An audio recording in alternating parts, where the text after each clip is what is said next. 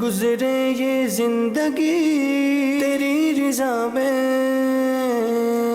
یا رب ہم سیکھ جائیں آداب زندگی۔ الحمدللہ رب العالمین، الصلاۃ والسلام علی اشرف الانبیاء والمرسلین، اما بعد فاعوذ باللہ من الشیطان الرجیم، بسم اللہ الرحمن الرحیم، الصلاۃ والسلام علیک یا رسول اللہ وعلی آلک واصحابک یا حبیب اللہ، الصلاۃ والسلام علیک یا نبی اللہ وعلی آلک واصحابک یا نور اللہ۔ نبی اکرم صلی اللہ تعالی علیہ وآلہ وسلم نے ارشاد فرمایا، جو شخص مجھ پر 10 مرتبہ درود پاک پڑھتا ہے، اللہ تعالی اس پر 100 رحمتیں نازل فرماتا ہے۔ صلو علی الحبیب صلی اللہ تعالی علی محمد صلی اللہ علیہ وسلم، صلاۃ و سلام علیک یا سید یا رسول اللہ۔ جانشین امیر اہل سنت حضرت مولانا صاحبزادہ عطار حاجی ابو اسید احمد عبید رضا مدنی دامت قدم القدسیہ کا یہ پیارا پروگرام آداب زندگی آپ دیکھنے کی سعادت حاصل کر رہے ہیں۔ اللہ تبارک و تعالی ہم سب کو زندگی کے اندر عافیت اور سلامتی اور راحت نصیب فرمائے، اور اللہ تبارک و تعالی ہمیں اپنے لیے بھی اور دوسروں کے لیے بھی آسانیاں پیدا کرنے والا، آسانیاں فراہم کرنے والا، راحتیں دینے والا بنائے۔ آمین آمین بجاہ طہ و یاسین علیہ وعلی آلہ افضل الصلوات والتسلیم۔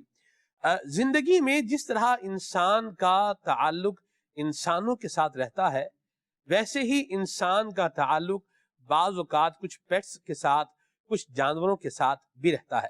جس طرح انسانوں کو جو ہے وہ تکلیف نہیں دینی چاہیے، ایسے ہی جانوروں کو بھی تنگ بھی نہیں کرنا چاہیے اور تکلیف بھی نہیں دینی چاہیے۔ بکرا ہے تو اس کے کان مروڑتے رہیں گے، جیسے رات میں اگر وہ سو رہا ہے تو اس کو سوتے ہوئے کو کوئی چیز مار کے، کوئی ٹھڈا ٹھوکر لگا کے، کوئی ٹھڈا مار کے اس کو جناب اٹھا دیں گے، اور پھر کان مروڑیں گے، یا رسی جو ہے نا وہ کھینچ رہے ہیں، یا پھر جوتے مار کے اس کو پیچھے سے جو ہے نا وہ بگھا رہے ہیں، ریس لگا رہے ہیں، تو یہ کام بھی نہ کریں۔ سمجھدار جن کو اللہ نے عقل و شعور عطا فرمایا ہے وہ بھی نہ کریں، اور جو گھر کے بچے ہیں اگر وہ اس طرح کا کوئی کام کر رہے ہیں تو یہ بھی نہ کریں۔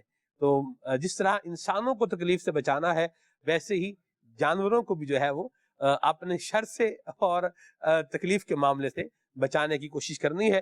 جو اللہ تبارک تعالیٰ کی مخلوق کے لیے راحتوں کا سامان کرتے ہیں، اللہ کریم ان کے لیے آسانیوں اور راحتوں کا سامان فرماتا ہے، اور جو امت مصطفیٰ پر جو ہے وہ نرمی کرنے والا ہے، اس کے لیے نبی کریم صلی اللہ علیہ وسلم نے یہ دعا فرمائی ہے کہ اللہ کریم اس پر نرمی فرمائے۔ آمین۔ اللہ ہمیں اس دعا مصطفیٰ سے ساتھ عطا فرمائے۔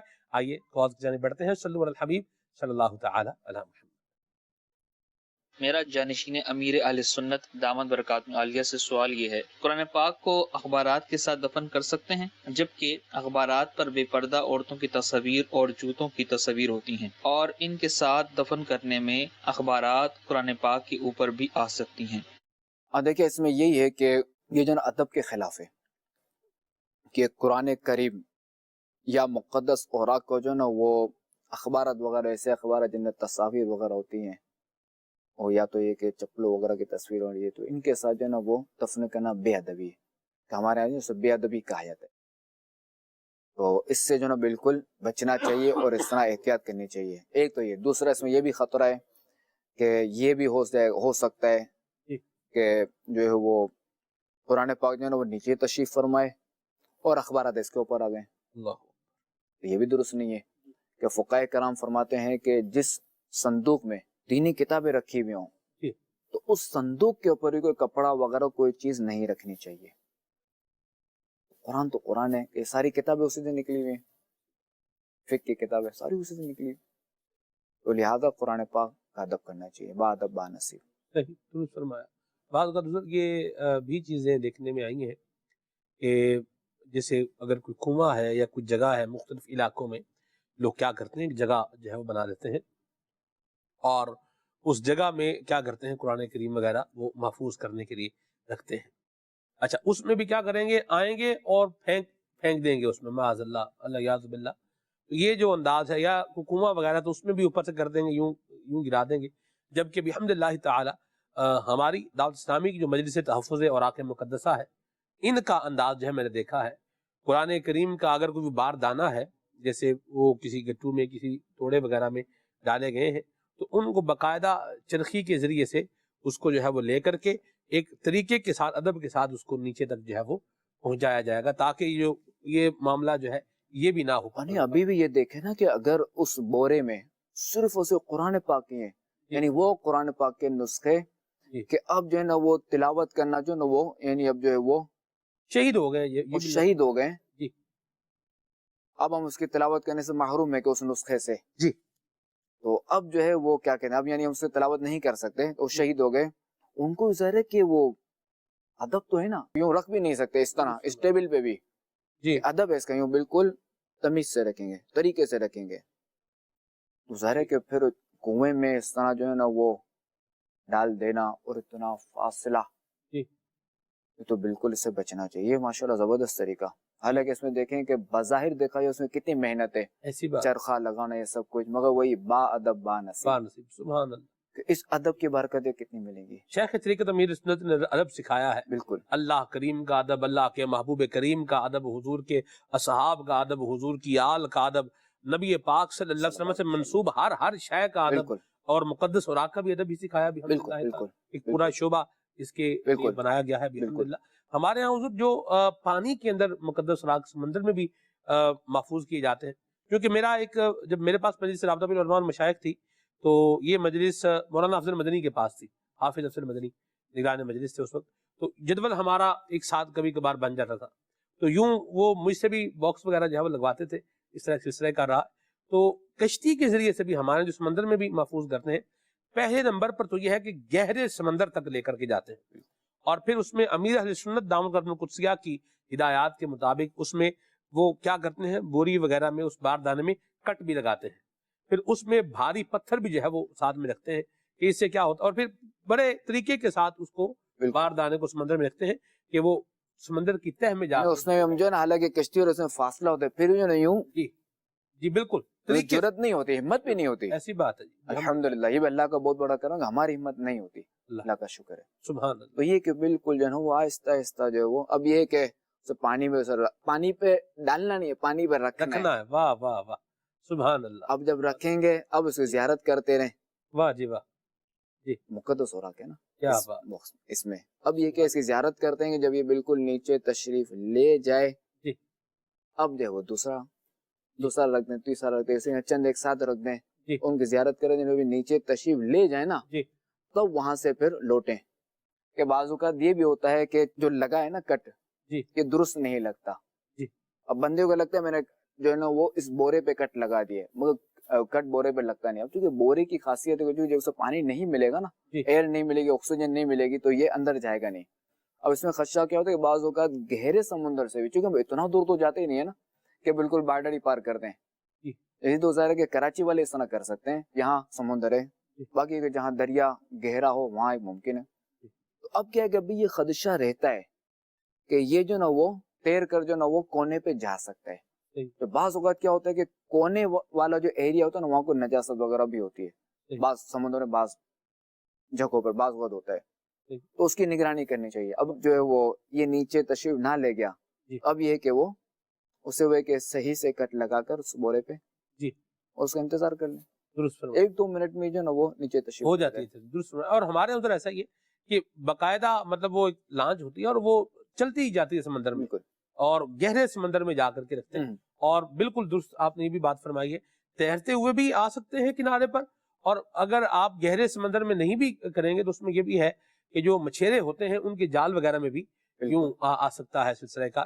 تو پھر یہ بے ادبی کا جو ہے وہ سلسلے کا رہتا ہے تو اس کا بھی بھرپور طریقے سے خیال. اب اس میں یہی ہے کہ جن کو یہ کیا کہتے ہیں اس طرح ترکیب خود کرنی ہو اور چونکہ یا تو جو مچھیرے ہوں یا جو یہ جاننے والے نا کشتی والے وہ ان سے معلوم کر کے چونکہ سمندر میں بعض ایریاز ایسے بعض جگہ ایسی بھی ہیں جہاں اتنا پانی ہوتا ہے صرف. جی درست فرمایا. آپ کے تو اتنا ہے گا اللہ اکبر اللہ برکت دے. ایسی جگہ بھی ہیں جی درست فرمایا. تو یہ کہ بندہ ایسی جگہ پہ جائے جی کہ آپ جو دو آ جائیں اندر. اللہ اکبر. بلکہ اس سے بھی گہرا اور گہرا ہو تو بھی اچھا ہے. وہ اچھا ہے. ہاں جی اللہ رحمت فرمائے. آمین. اور اس کے لیے الحمدللہ آپ کی دعوت اسلامی کی مجلس تحفظ عراق مقدسہ اس کی بڑی زبردست ایک ترکیب ہے. ان سے بھی آپ رابطہ کر سکتے ہیں اور پیش کر سکتے ہیں اپنی خدمات بھی اس میں پیش کر سکتے ہیں. اللہ تبارک و تعالی ہم سب کو ادب نصیب فرمائے. آمین. مزید پاز لیتے ہیں جی. نبی کریم صلی اللہ علیہ وسلم کیا دلوں کی کیفیت دیکھ سکتے تھے؟ اور روتے ہوئے قرآن سننے کا کیا فائدہ؟ کسی کو روتا دیکھیں تو کیا ذہن بنائیں؟ ذرا برائے کرم بتا دیں. خاتم النبیین رحمت للعالمین صلی اللہ تعالی علیہ وآلہ وسلم کی تو کیا ہی شان ہے کہ دلوں کے حالات جاننا. یہ تو ظاہر ہے کہ وہ ہمارے آقا علیہ الصلوۃ والسلام جو غلام ہے وہ بھی یہ کر لیتے ہیں. سبحان اللہ، کیا بات. اور جو ان کے عاشق ہیں وہ بھی یہ کام کر لیتے ہیں. سبحان اللہ. جیسا کہ نا غوث اعظم رحمت اللہ تعالی علیہ کا واقعہ ہے کہ کوئی شخص آیا تھا، کوئی بادشاہ آیا تھا اور آپ کے پاس سے وہ کچھ سیب وغیرہ پڑے ہوئے تھے. اور اب جو ہے وہ اس کے دل میں یہ خیال آیا کہ مجھے جو نا فلاں سیب چاہیے جو بہت زیادہ لال ہے، کیا بات. یہ سیب مجھے چاہیے. اور غوث اعظم جو نا اپنے ہاتھوں سے مجھے عطا فرمائے. سبحان اللہ. تو آپ نے جو نا اٹھایا اور فرمایا یہی تمہاری خواہش نہ لو. سبحان اللہ. تو ظاہر ہے کہ یہ تو اولیاء کرام کی شان ہے. تو انبیاء تو انبیاء ہیں. اللہ اللہ.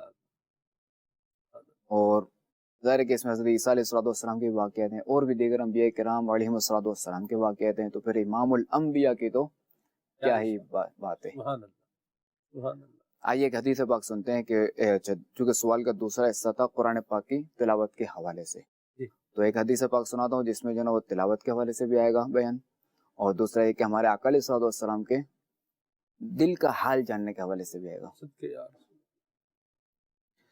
حضرت سیدنا حضرمی رضی اللہ تعالی عنہ سے مروی ہے کہ ایک مرتبہ کسی خوش الحان قاری نے خاتم النبیین رحمت للعالمین صلی اللہ تعالی علیہ وآلہ وسلم کی بارگاہ عالیہ میں قرآن مجید کی تلاوت کی. تو حضرت سیدنا عبد الرحمن بن عوف رضی اللہ تعالی عنہ کے علاوہ تمام صحابہ کرام علیہم رضوان جو وہاں حاضر تھے وہ رونے لگے. تو رسول اللہ صلی اللہ تعالی علیہ وآلہ وسلم نے ارشاد فرمایا عبد الرحمن کی آنکھیں اگرچہ اشک بار نہ ہوئی مگر ان کا دل رو رہا ہے. اللہ. تو یہ ہے ہمارے آقا علیہ السلام کی نظر. سبحان اللہ. کہ سر عرش پر ہے تیری گزر، دل فرش پر ہے تیری نظر، ملکوت و ملک میں کوئی شے نہیں وہ تجھ پہ یا نہیں. سبحان اللہ. کہ ہمارے آقا علیہ السلام نے جب اللہ تبارک و تعالی کا دیدار کر لیا اپنے سر کی آنکھوں سے، جو کہ ظاہر ہے کہ غیب ہے، اسی بات. ہمارے آقا علیہ السلام نے جب اللہ تعالیٰ کا دیدار کر لیا تو بس پھر اور کیا چاہیے. واہ واہ. سبحان اللہ. تو یہ ہمارے آقا علیہ السلام کی شان تھی، یہ ان کا خاصہ تھا کہ اللہ تبارک و تعالیٰ کا دیدار کرنا دنیاوی زندگی میں سر کی آنکھوں سے ہمارے آقا علیہ السلام کا خاصہ تھا. اسی بات. یہ اور کسی کو عطا نہیں ہوا. سبحان اللہ. امیر سنت نے شعر بھی لکھا نا جی، اللہ کی رحمت سے سربر جا پہنچے دنا کی منزل پر، اللہ کا جلوہ بھی دیکھا دیدار کی لذت پاتے ہیں. اس حدیث پاک سے تو یہ کہ ہمیں نگاہ مصطفیٰ کا پتہ چلا، اور دوسرا یہ پتہ چلا کہ قرآن پاک کی جب تلاوت کی جائے تو اسے رو کر سننا چاہیے. اللہ. خیر اگر رونا نہ آئے تو بندہ رونے کی سی صورت بنا لے. ٹھیک ہے. اچھوں کی نقل بھی اچھی ہے. سبحان اللہ. اس میں ایک اور بات بھی تھی کہ بعض اوقات ایسا ہوتا ہے کہ ایک شخص ہم دیکھ رہے ہیں کہ جو اشک بہا رہا ہے، رو رہا ہے، آنسو بہا رہا ہے، اس کے بارے میں بھی لوگ بعض اوقات کچھ تو اس کو رشک کی نگاہ سے دیکھ رہے ہوتے ہیں، سبحان اللہ، اللہ رسول کی یاد میں رو رہا ہے، اور کچھ جو ہوتے ہیں وہ یہ کیا تصویر بہا رہا ہے، مگر مچھ کے آنسو ہیں، اور معاذ اللہ طرح طرح کی اس طرح کی باتیں کرتے ہیں. ہاں دیکھیں اس میں یہ ہے کہ دیکھیں دلوں کے حال اللہ تبارک و تعالی جانتے ہیں. صحیح. ٹھیک ہے.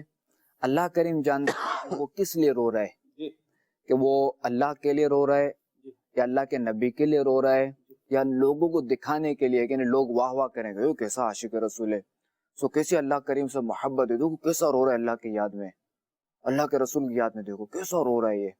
یہ تو اللہ کریم جانتا ہے. ٹھیک ہے. اب دیکھیں کہ اگر بندہ کہ بدگمانی کرتا ہے، جو رشک کرتا ہے نا وہ تو اس کا تو کوئی مسئلہ ہی نہیں ہے نا کہ دیکھو خیر اس کے نصیب کے واقع دیکھو کیسا رو رہا ہے، اس کے تو ظاہر کی بات ہی کچھ اور ہے. اب ایک بندہ رو رہا ہے، اب اسے دیکھ کر کسی نے کہا دیکھو یار یہ دکھا رہا ہے یہ لوگوں کو، اس نے تو بدگمانی کر ڈالی نا. اب یہ بندہ رو کر جو ہے نا وہ جنت میں چلا جائے، اللہ اللہ تعالیٰ کی رضا حاصل کر لے، ہائے ہائے ہائے، اور یہ بندہ بدگمانی کر کے کہیں جہنم میں نہ چلا جائے، اللہ یاد رکھے، اللہ تو ظاہر ہے کہ اپنے دل کو جو ہے وہ سنبھال کے رکھنا چاہیے، درست، اپنے دل کو غیبت سے بچانا چاہیے۔ بدگمانی کو ایک طرح سے دل کی غیبت دکھا گیا نا، ٹھیک ہے، زبان کو بھی سنبھال کے رکھے، بالکل، دل بھی سنبھال کے رکھے، زبان دل بھی سنبھلے گا سنبھال، تو زبان بھی سنبھل ہی جائے گی۔ سبحان اللہ، کیا خوبصورت بات کی۔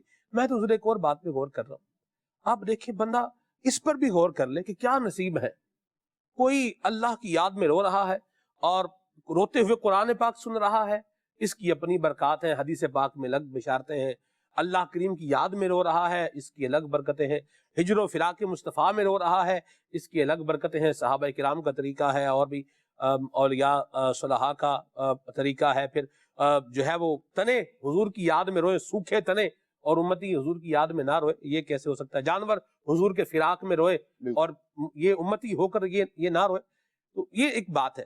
اس کے حصے میں کیا آیا ہے؟ وہ تو رو رہا ہے اور منازل طے کرتا جا رہا ہے، اور یہ بدگمانیاں کر کے یا معاذ اللہ اس کے لیے نیگیٹو جو ہے وہ کمنٹس پاس کر کے، اپنی زبان سے اس کی غیبت کر کے یا اس پر بہتان لگا کے، یہ اپنے جہنم کا راستہ بنا رہا۔ بالفرض اگر وہ دکھانے کے لیے رو رہے تب بھی اس کے پاس کہاں سے پروف ہے؟ ایسی بات، یہ تو پھر ہی بدگمانی کا مرتکب ہوا نا، صحیح صحیح کہ فرمایا۔ ظاہری صورت کچھ اور بتا رہی ہے، جی، دل اور کا حکم حال ظاہر اللہ، پہ لگے گا، ہاں، اور دل کا حال اللہ تعالیٰ اللہ جانتا ہے، اور درست حکم فرمایا، ظاہر پر لگے گا، درست فرمایا، ماشاء تو بدگمانی سے بچنا چاہیے۔ ہاں۔ ہر جگہ دھوئیں کو دیکھ کر یہ نہیں سمجھنا چاہیے کہ آگ لگ آگ گئی ہے، لگی ہوئی ہے، مدینہ مدینہ، ہاں، ان مانو کر یہ اگر ہو نا، یہ بندہ یہ غور کرے کہ نہیں یہ دھوئیں آگ لگی ہوئی ہے، چلو میں کچھ بجھانے کا سامان کرو، اب یہ الگ چیز ہے صحیح، کہ مسلمانوں کی خیر خواہی، ہمدردی، یہ ایک الگ چیز ہے کہ اس پہ تو ثواب ملے گا کہ میرا کوئی مسلمان تکلیف میں نہ ہو، چلو میں آگ بجھاؤں، پتا چلو وہاں گئے آگ بجھانے تو وہاں جو ہے وہ باربیکیو بن رہے۔ اللہ اکبر، یہ بات بھی ہے، اللہ رحمت فرمائے۔ چلیں جی آگے چلتے ہیں، مزید پاز لیتے ہیں جی۔ پوچھنا سوال کہ ہمارے والد صاحب کی نا قبر نا بارش کی وجہ سے بیٹھ گئی ہے، ان کی قبر کو ہو گیا 4 سال نا فوت ہوئے ہیں، تو وہ نیچے سلیب جو ہوتی ہے نا سلیب ٹوٹ گئی ہیں، تو کیا یہ قبر کھول سکتے ہیں یا اسی کے اوپر مٹی ڈال دیں؟ اب دیکھیں اگر بغیر قبر کھولے اگر ریپیرنگ ممکن ہے تو ریپیئر کر دیا جائے، ٹھیک ہے، ورنہ بلا ضرورت شرعی جو نا قبر کھولی نہیں جائے گی۔ صحیح، ٹھیک ہے، مدینہ مدینہ، جی۔ جانشین امیر اہل سنت دامت برکاتہم العالیہ کی بارگاہ میں سوال عرض ہے کہ اگر کوئی شخص کراچی میں رہتا ہو مگر اس کا آبائی گھر کسی اور شہر میں ہو اور اس کا انتقال ہو جائے تو کیا اسے اس کے آبائی گھر واپس لے جانا بہتر ہے یا نہیں؟ جواب ارشاد فرما دیں۔ دیکھیں اس میں بہتر تو یہی ہے کہ جہاں انتقال ہوا وہیں جو ہے وہ اسی علاقے یا اسی شہر میں دفن کر دیں، مگر یہ کہ اگر کسی اور علاقے میں لے جاتے ہیں کسی اور شہر میں لے جاتے ہیں تو یہ ناجائز نہیں ہے، ٹھیک ہے، ورنہ ہے بہتر جائز، صورت وہی ہے، بہتر صورت وہی ہے۔ ٹھیک ہے۔ ویسے حضور یہ بھی اس پر بھی کچھ بات ہونی چاہیے کہ لوگ جو ہے وہ ویسے تو ملنے آئے یا نہ آئے، مرنے کے بعد جو ہے نا وہ یہ ضرور لیٹ کر دیتے ہیں کہ جی فلاں آ رہا ہے۔ ابھی چند ہی دن پہلے کی بات ہے کہ مجھے کسی نے بتایا کہ کس طرح ہمارے ایک عزیز کا انتقال ہو گیا ہے۔ کب ہوا ہے؟ رات کا کوئی ٹائم بتا رہے تھے 9 بجے کے قریب۔ اچھا یہ میں ان سے کب میری بات کب ہو رہی ہے؟ اگلے دن تقریباً 3:30 بجے یہ بات ہو رہی ہے۔ تو میں نے کہا جنازہ وغیرہ ہو گیا؟ تو انہوں نے جو ہے نا وہ یہ کہا کہ ابھی تک تو نہیں ہوا۔ تو اس پر بھی بہرحال اچھا کب ہوگا؟ انہوں نے کہا ابھی نہیں پتا کب ہوگا۔ تو اللہ رحمت نظر فرمائے، جو حکم ہے کہ تدفین میں جلدی کی جائے تو اس کو جو ہے وہ خیال اس کا ضرور کرنا واقعی اس میں بعضوں کا جو نا بڑے مناظر دیکھنے کو ملتے ہیں، دیکھنے کو سننے کو ملتے ہیں کہ 8 دن میں لگ جاتے ہیں، 10 منٹ لگ جاتے ہیں، 15 دن میں لگ جاتے ہیں وہ لاش آنے میں۔ اچھا اب لاش آ گئی 7 دن بعد، 1 ہفتے بعد آ گئی بیرون ملک سے کسی کا انتقال ہو، اور اب جو ہے وہ اب بھی جو ہے نا وہ فلاں رشتہ دار آ رہا ہے تو فلاں آ رہا ہے تو فلاں آ رہا ہے تو فلاں آ رہا ہے، تو یوں جو ہے نا کتنے دن نکال دیتے ہیں۔ یہ واقعی تو ظاہر کے 2 مسائل ہیں اس میں، بالکل نہیں کرنی چاہیے تاخیر، اور انتقال ہوا دفن کر دینا چاہیے۔ مدینہ مدینہ، مرحبا جی۔ میرا نام مسرجہ ہے، آپ سے ایک سوال پوچھنا ہے، آپ اتنے پیارے کیوں ہیں؟ جزاک اللہ خیرہ۔ یہ بچے کا سوال ہے۔ دعا کریں میں پیارا ہو جاؤں، اللہ کریم آپ کے حسن زن سے بھی مجھے اچھا بنا دے۔ یہ میسیجز بھی ہیں، ان کو بھی کچھ لیتے ہیں۔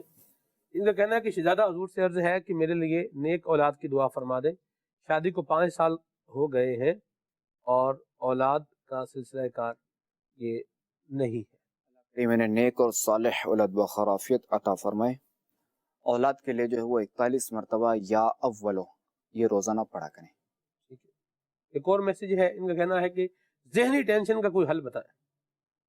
ذہنی ٹینشن کا حل یہ ہے کہ اس کی طرف توجہ نہ دے، اپنے آپ کو مصروف کر لیں، اپنی توجہ کسی اور طرف بٹا دے۔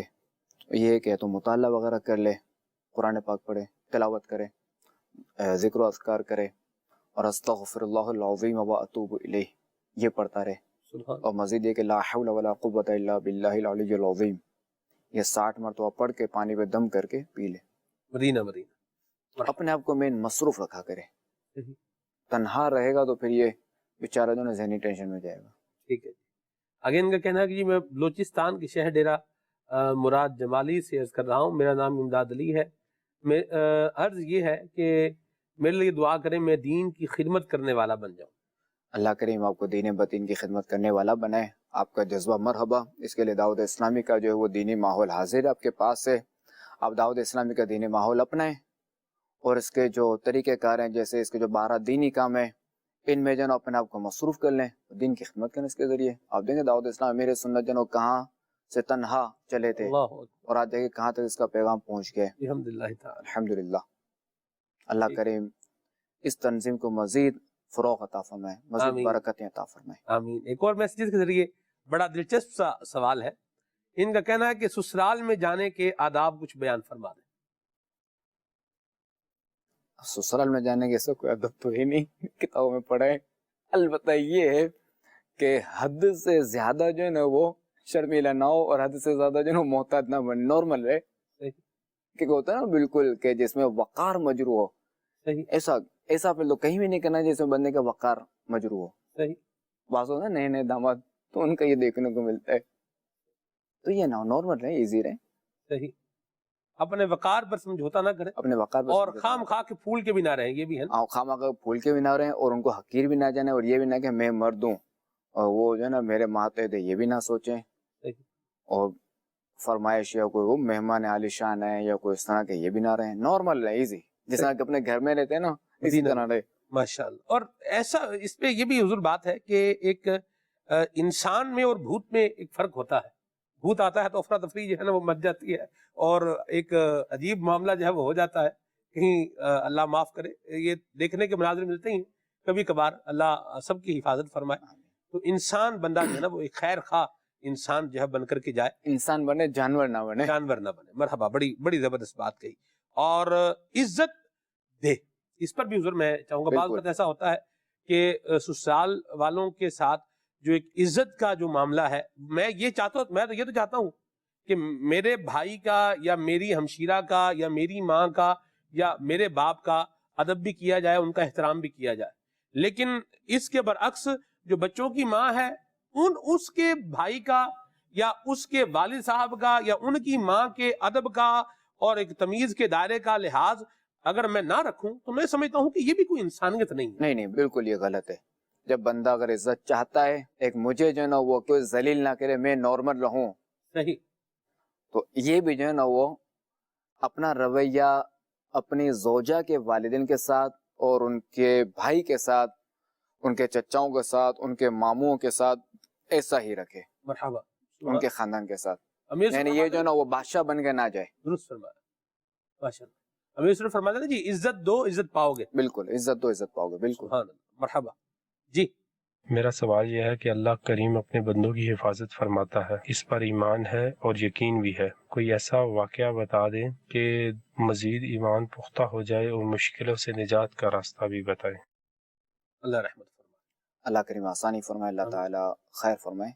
اب دیکھیں یہ تو واقع ہے کہ اللہ تبارک و تعالیٰ جو ہے نا وہ قادر مطلق ہے، ان اللہ علی کل شیء قدیر، بے شک اللہ کریم ہر چاہے پر قادر ہے۔ اور دنیا میں جو ہے نا انسان پر ظاہر ہے کہ مشکلات آتی رہتی ہیں، پریشانیاں آتی ہیں جاتی ہیں، کہ چونکہ وہ ہے نا کہ زندگی گاڑی جو ہے نا وہ اسی پہ چلتی ہے، مسائل کے پہیوں پر، مسائل کے پہیوں پر چلتی رہتی ہے۔ صحیح۔ اور دوسرا ہے کہ جو شخص اللہ تبارک و تعالیٰ کی اطاعت میں لگا رہتا ہے جی، تو اس کے لیے جو ہے نا وہ پریشانیاں دور ہونے کے اسباب، اگر مشکلات آئیں تو ان کے حل کے اسباب بھی ہوتے جاتے ہیں. سبحان اللہ سبحان اللہ. اور بعض وقت یہ بھی ہوتا ہے کہ ظاہر ہے کہ جو اللہ تعالیٰ کے جو نا وہ اطاعت میں لگا ہوا اس کی عبادت میں مصروف ہے تو ظاہر اس پر پریشانیاں آتی بھی نہیں ہے. صحیح. اب دیکھیں اگر کوئی شخص عبادت گزار ہے اللہ تعالیٰ کی اطاعت کر رہا ہے پھر بھی اگر اس کو مصائب و آلام آئے پریشانیاں آئیں جی. مشکلات آئیں تو اس میں دیکھیں کہ بعض اوقات اللہ تبارک و تعالیٰ کی یہ حکمت ہوتی ہے جی. کہ اب جیسے بندہ ہے وہ اللہ تعالیٰ کی عبادت کر کے جو ہے وہ جی. قرب حاصل نہیں کر پاتا جی. اور وہ منزلوں پر نہیں پہنچ پہنچتا پاتا. ایسی بات نہیں پہنچ پاتا. جی بالکل. اللہ تبارک و تعالیٰ اسے آزمائشوں میں مبتلا کر کے جو ہے وہ اسے جی. ترقی عطا فرماتے ہیں. پھر یہ وہ صبر کرتا کرے گا جی. یہ صبر کرے گا اسے ترقی منزل ملے طے گی. کرتا جائے گا. منازل واہ طے کرتا واہ رہے. سبحان اللہ. تو یہ اللہ تبارک و تعالیٰ کی تقسیم ہے اور یہ جو ہے وہ اس کی رحمت بھی ہے. خیر ہمیں اللہ تبارک و تعالیٰ سے جو ہے وہ عافیت طلب کرنی چاہیے. آئیے ایک واقعہ عرض کرتا ہوں صحابی رسول کا. جی. حضرت سیدنا عاصم بن عمرو بن قتادہ رضی اللہ تعالیٰ عنہ بیان کرتے ہیں کہ رسول اللہ صلی اللہ تعالیٰ علیہ وآلہ وسلم نے اپنے 6 جان نثار اصحاب کا ایک قافلہ روانہ فرمایا. اور اس قافلے کے امیر جو تھے حضرت مرثد بن ابی مرثد رضی اللہ تعالیٰ عنہ کو مقرر فرمایا. ان میں جو حضرت سیدنا عاصم بن ثابت یہ بھی تھے اور حضرت خالد بن بکیر رضی اللہ تعالیٰ عنہ یہ بھی شامل تھے.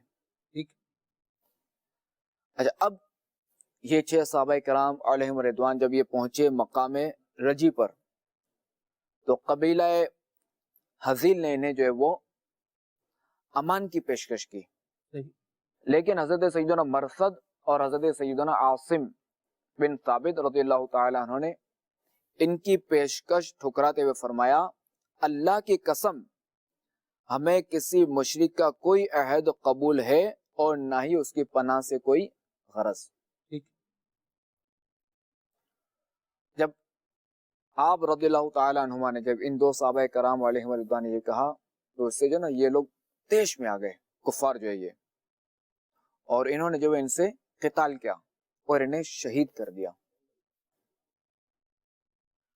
اب چونکہ حضرت سیدنا عاصم بن ثابت رضی اللہ تعالی عنہ یہ چونکہ جنگ احد کے موقع پر جو ہے وہ سلافہ بنت سعد کے 2 بیٹوں کو قتل کر چکے تھے جنگ احد میں اور سلافہ نے قسم کھائی تھی کہ اگر مجھے سیدنا عاصم بن ثابت رضی اللہ تعالیٰ عنہ اگر مجھے ان کا سر ملا تو میں جو ہے وہ معاذ اللہ ان کی کھوپڑی میں جو ہے وہ شراب ڈال کے پیوں گا. یہ اس خبیث نے یہ قسم کھائی تھی.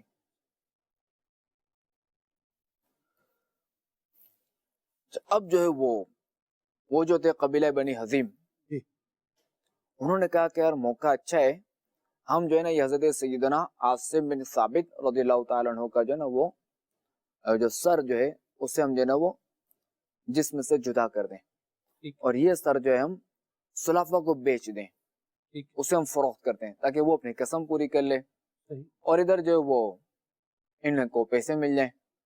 تو کافر تو ہی لالچی تو پیسوں سے غرض ہے ان کو ادھر پیسے مل جائیں. چنانچہ اب جو ہے نا وہ کفار بداتوار جو ہے وہ آپ رضی اللہ تعالیٰ عنہ کا سر اقدس تن سے جدا کرنے کے لیے آگے بڑھے. اب اللہ کریم کا نظام دیں گے اللہ کہ اس وقت جو ہے نا وہ شہد کی مکھیوں نے جو ہے نا آپ کے گرد جو ہے وہ گھیرا ڈال دیا اور یہ جو ہے نا آپ کے جسم کے پاس جو ہے نا یہ بھن بھناتی یہ بالکل یہ گھیر لیا. اب کفار نے کہا کہ یوں کہہ لیں حصار میں لے لیا حفاظت میں لے لیا حصار میں لے لیا. سبحان اللہ. اب جو وہ کفار نے کہا چلو ہم جو ہے نا وہ شام جو ہے وہ یہ مکھیاں چلی جائیں گی ہم شام جو ان کا سر اقدس سے وہ نکال لیں گے. اللہ تعالیٰ کی قدرت دیکھیں کہ جب یہ وہاں سے گئے وہاں بارش شروع ہو گئی اور بارش وہ اتنی تیز آئی کہ وہ آپ رضی اللہ تعالی عنہ کا جسم مبارک جو ہے بہا کر لے گئی. خیر حضرت سیدنا عاصم بن ثابت رضی اللہ تعالی عنہ کا عقیدہ تھا یہ چونکہ یہ جو تھا نا یہ ان کا عقیدہ تھا کہ مشرکین جو ہے نا یہ نجس ہیں، آپ کا عقیدہ تھا، تو آپ جو وہ اس لیے کبھی بھی نہیں چاہتے تھے کہ میرا جسم جو ہے وہ کفار کے ہاتھ لگے، اللہ یا میں کبھی جو ہے نا وہ کفار کے پاس جاؤں، یا میں کبھی جو ہے نا ان سے ملوں، یا کوئی اس طرح کا معاملہ ہو۔ تو آپ رضی اللہ تعالیٰ نے اس حوالے سے ایسے مضبوط، ایسے سخت تھے،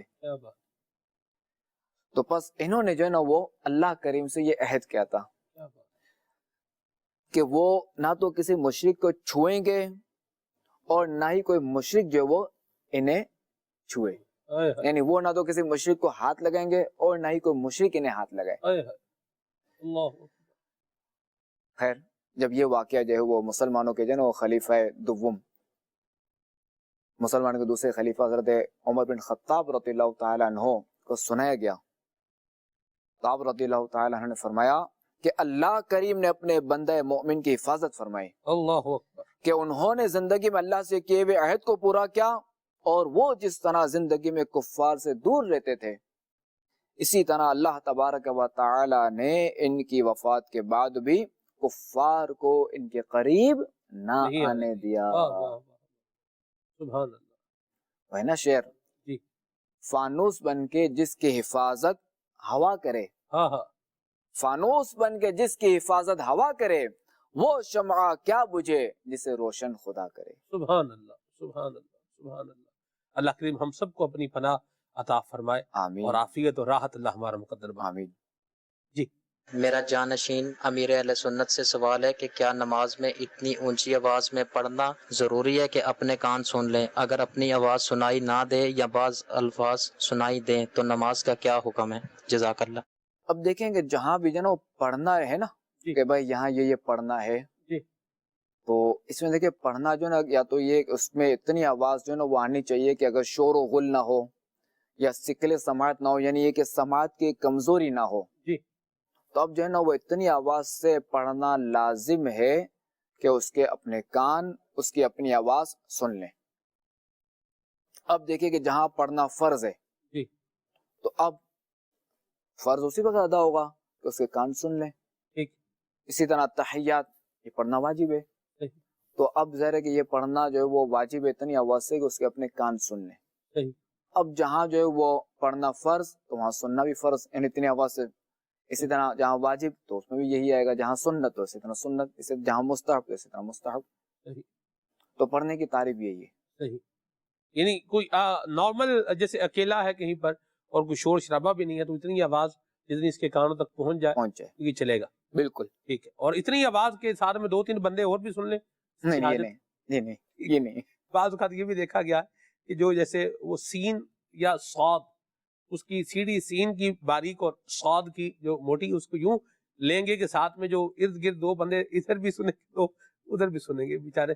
سیٹی پورا باریک نہیں ہوتی، آواز پورا باریک ہوتی، ٹھیک ہے، چونکہ سین میں بھی سیٹی ہے اور صاد میں بھی سیٹی ہے۔ میں ایسے اسلامی بھائیوں سے عرض کروں گا کہ جو اس طرح کا یہ کرتے ہیں نا کہ یہ بعض اوقات جو یہ بیچارے جو وہ اتنا یعنی جو تکلف کرتے ہیں، ابن دیکھا ہے بعض کو التحیات میں، ایک تو یہ التحیات، یہ جو نا یا مشدد اس میں اتنا زور لگائیں گے وہ پورے ہل جاتے ہیں، یہ اللہ اکبر، جتنا شریعت نے آپ کو مکلف کیا ہے نا اتنا ہی کریں۔ مدینہ ٹھیک ہے، اچھا بعض اوقات کہ یہ بھی ایک شیطان کا جو نا وار ہوتا ہے، کیونکہ شیطان کا جو نا یہ بھی طریقہ واردات ہے، یا تو یہ کہ وہ ایمانیت کے حوالے سے وسوسے دے گا، اچھا یا تو یہ کہ وہ عبادات میں وسوسے دے گا، جیسے بہار شریف میں لکھا ہوا ہے نا کہ اگر خیال آیا وضو کرنے کے بعد کہ جسم کا جو نا کوئی حصہ بے دھلا رہ گیا یا فنا جیسے ہاتھ ہے یا سر کا مسا رہ گیا ہے، تب اگر یہ زندگی میں پہلی بار ہے تو اب یہ کر لے، دوسری بار یہ چند بار اگر تو کوئی چھوڑ دے، یہ کب چکہ شیطان کی پیروی ہے نا، وسوسہ ہے یہ۔ اب کیا شیطان نے اسے انگیج کر دیا نا، اس کا کام ہے بندے کو مصروف رکھنا، تنگ کرنا، اس نے انگیج کر دیا اس کو، اس طرح کہ اس میں بھی جو نا یہ الجھاتا ہے، یہ یا تو نماز کے خیالات ادھر ادھر کر دے گا، ورنہ پھر یہ کہ وہ اگر یوں پڑھتا ہے توجہ کے ساتھ تو بھی مخارج میں الجھا دے گا، نہیں تیرا مخرج صحیح نہیں ہوا، نہیں یہ حرف ادا نہیں ہوا، نہیں وہ حرف ادا نہیں ہوا، تو اس میں پھر جو نا بیچارہ تکلف میں پڑ جاتا ہے۔ اچھا دوسرے کہ مخارج کا جو نا نوٹ کیجیے گا، غور کریں، تجربہ بھی کیجیے گا، اس کو ہم جتنا جو نا تکلف کریں گے نا تو اتنا جو نا وہ اس حرف کے بگڑنے کا چانس ہے اور ادائیگی مشکل ہو جائے گی، وہی ادائیگی اس کی مشکل ہو جائے گی۔ بالکل آپ جو نا ایزی پڑھیں، التحیات اور میں بھی اگر زور لگاؤں گا یہ رک گئے نا, اتحیہ تو یہ کیا نارمل اتحیاتو, سین صاد, اس کو میں زیادہ کروں گا, سین ابھی سٹی نہیں نکلے گی, صاد سٹی نہیں نکلے گی. چونکہ جب وہ بندہ زور لگائے گا تو ظاہر ہے کہ اندر زبان جو ہے نا وہ ظاہر ہے کہ جب طاقت کے ساتھ آئے گی تو جہاں سے سٹی نکل لی نا وہ زبان اوپر چلی جائے گی, کیونکہ تالو سے مل جائے گی, جب تالو سے ملے گی سٹی نہیں نکلے گی. جی درست فرمایا, ٹھیک ہے, ماشاء تو اللہ, بالکل جو ہے نارمل ہے. صحیح, اور یہ اس پہ بس اگر شیطان وسوسہ دے نا, اب شیطان وسوسہ, شیطان جو آ کے بولے گا نہیں کہ میں شیطان ہوں اور تم نے یوں جو نا یہ غلط ہوا یہ غلط ہوا. شیطان کے طریقے کیا, یہ طریقہ واردات یہ ہے کہ بندے کے دل میں خیال آئے گا کہ یہ میرے سے مخرج صحیح ادا نہیں ہوا, صحیح, یہی وسوسہ ہے نا درست فرمایا, کہ یوں نہیں یوں ہونا چاہیے, یوں نہیں یوں, تو یہ غلط ہے تو چلو میں یوں سیٹ کروں. تو اس پہ اپنے آپ کو یہ جواب دے کہ مجھے میرے رب عز و جل نے اس چیز کا مکلف کہ جس چیز کا مکلف کیا وہ میں نے ادا کر لیا, ٹھیک ہے. باقی اگر نماز غلط ہے جو بھی ہے نا, یہ میرا اور میرے رب کا میٹر ہے, تو دفعہ ہو یہاں سے. میرے رب میرا اور میرے رب کا میٹر ہے, میں اس کے لیے نماز پڑھتا ہوں نا, وہ جانے میں جانوں. مگر یہ جواب اس وقت دے گا کہ جب اس نے جو نا وہ کسی عاشق رسول قاری صاحب کو اس نے اپنے مخارج وغیرہ سنا دیا ہو, مرحبا, اس نے خود اس نے صحیح پڑھ لیا ہو, صحیح, تو اب یہ سنا جواب دے کر اس کو ختم کرے. صحیح. اچھا, اس کے لیے میں یہ بھی عرض کروں گا کہ اگر کوئی مخارج کا واقعی ایسا کوئی مسئلہ ہے تو مدرسۃ المدینہ بالغان جو دعوت اسلامی کے جو نا وہ دینی ماحول کے تحت لگتے ہیں, تو ان میں جو نا وہ حاضری دے, ان میں تھوڑا سا وقت دے کہ 40 منٹ جو ہے نا 40 منٹ کا دوران ہے کہ اس میں جو ہے نا یہ قرآن پاک ایک تو یہ کیسے درست پڑھنا آ جائے گا, دوسرا کہ مخارج میں اگر کوئی کمی ہے کوئی کوتاہی ہے تو انشاءاللہ الکریم وہ بھی دور ہو جائے گی. اور اس کے ساتھ ساتھ جو وہ انشاءاللہ الکریم نماز کا بھی پریکٹیکل ہو جائے گا. جیسی طرح جو دعوت اسلامی کے دینی ماحول میں جو ہے نا وہ 7 دن کا نماز کورس بھی ہوتا ہے. تو یوں جو اپنی نماز دے کے اب دنیاوی کاروبار کرتے ہیں, کوئی ویسا معاملہ ہوتا ہے تو 100 بندوں سے مشورہ کیا جاتا ہے یار میں یہ کام کروں, حالانکہ اگر نفع میں بھی نقصان ہو رہا ہوتا ہے نا تو بندہ اس کو بھی چاہتا ہے نہیں میرا نفع مجھے پورا نہیں زیادہ ملے, نقصان تو دور کی بات ہے, تھوڑا نقصان کیا کہ تھوڑا نفع نہیں برابر بھی نہیں اور زیادہ ملے, تو بندہ اس کے لیے کتنے چکر کاٹتا ہے, کتنے مشورے کرتا ہے. نماز اللہ تعالیٰ نے فرض کیا ہے نا, ظاہر ہے کہ اس پہ تو دیکھیں حالانکہ کتنی آسان ہے نماز, کہ صرف تھوڑی سی محنت کرنی ہے, اسی بات, اور بس نماز پڑھے. نماز پڑھے گا تو انشاءاللہ الکریم اس کی برکت سے جو نفع ہی نفع ہوگا دنیا میں بھی, اور آخرت میں تو ہی نا نفع انشاءاللہ الکریم. اسی بات. میرا جانشین امیر اہل سنت سے یہ سوال ہے کہ قرآن پاک میں ایک جگہ ارشاد فرمایا رب المشرقی والمغربی, اور دوسری جگہ ارشاد فرمایا رب المشرقین و رب المغربین, اور تیسری جگہ ارشاد فرمایا برب المشارقی والمغاربی. ان تینوں آیات میں مشرق و مغرب کے لیے مختلف صیغے واحد, تثنیہ, جمع استعمال کیے گئے ہیں, تو اس میں کیا حکمت ہے؟ اس کے متعلق کچھ ارشادات فرمائیے. ماشاءاللہ, سوال تو جاندار ہے. اور دیکھیں اس میں یہی ہے کہ جہاں صیغہ واحد ذکر کیا گیا رب المشرق والمغرب, تو اس سے مراد جو ہے نا وہ جہت مشرق, مشرق کی سمت اور مغرب کی سمت, اس سے مراد یہ علماء نے یہ مفسرین کرام نے یہ مراد لی ہے, اس سے مراد یہ. اب چونکہ جو ہی مفسر جو ہے وہ تفسیر کرے گا تو اپنے طور پر تو کرے گا نہیں, قرآن پاک کی تفسیر جو ہے وہ حدیث کے تحت ہوگی, حدیث کے ذریعے پتہ چلے گا کہ یہاں کیا مراد ہے. کیونکہ بعض ایسی آیات کریمہ ہے نا کہ ایسے الفاظ ہیں کہ لغت میں آپ کو نہیں ملے گا, لغت معنی کوئی اور مگر حدیث اس کا بتائے گی یہاں یہ مراد ہے. صحیح, یہی تو قرآن کی شان ہے. سبحان اللہ, درجات ہیں تفسیر کے بھی, تفسیر کے بھی درجات ہیں. اچھا, دوسرا یہ کہ جہاں جو وہ تسنیہ کا صیغہ ہے رب المشرقین و رب المغربین, تو یہاں جو ہے وہ 2 موسموں کا ذکر ہے, ایک جو نا وہ گرمیوں اور سردیوں, اس سے مراد یہ لی گئی ہے. اور جہاں جو ہے نا وہ جمع کا ذکر ہے کہ رب المشارقی والمغارب, تو اس سے جو ہے نا وہ یا تو یہ مراد ہے کہ سورج کے طلوع ہونے کی جگہ اور غروب ہونے کی جگہ, چونکہ سورج جو ہے نا وہ روزانہ اپنی چال تبدیل کرتا ہے. ٹھیک, اب دیکھیں کہا جاتا ہے نا کہ قبلہ جو ہے نا وہ بین المغربین ہے, بین المغربین, کہ سورج کے غروب ہونے کی جگہ یہ ہمارے یہاں ہے, پاک و ہند اور یہ ایشیا کی طرف. تو ظاہر ہے کہ یہ اس طرف اب چونکہ سورج جو ہے نا وہ سردیوں میں جو ہے نا وہ الٹی جانب غروب ہوتا ہے ٹھیک، اور گرمیوں میں جو ہے نا سیدھی جانب غروب ہوتا ہے. جگہ تبدیل کرتا رہتا ہاں جگہ تبدیل. یہ اب یہ کیا ہے کہ سال بھر میں جو ہے نا یہ کیا کہتے ہیں یہاں سے یہاں آتا ہے سیدھی جانب سے الٹی جانب آتا ہے, الٹی جانب سے سیدھی جانب آتا ہے, یہ جگہ تبدیل کرتا ہے یہ. صحیح. اسی طرح جہاں ڈوبتا ہے تو اسی طرح جو نا وہ طلوع کا بھی ظاہر ہے کہ یوں تبدیل ہوتا ہے. صحیح. ایک تو یہ, دوسرا یہ کہ جو نا تمام تارے وغیرہ ہیں ان کے بھی جو اس سے مراد جو ہے نا وہ طلوع ہونے کی جگہ بھی لی گئی ہے. ٹھیک ہے, صلو علی الحبیب صلی اللہ علیہ محمد. گزرے یہ زندگی تیری رضا میں یا رب ہم سیکھ جائیں آداب زندگی.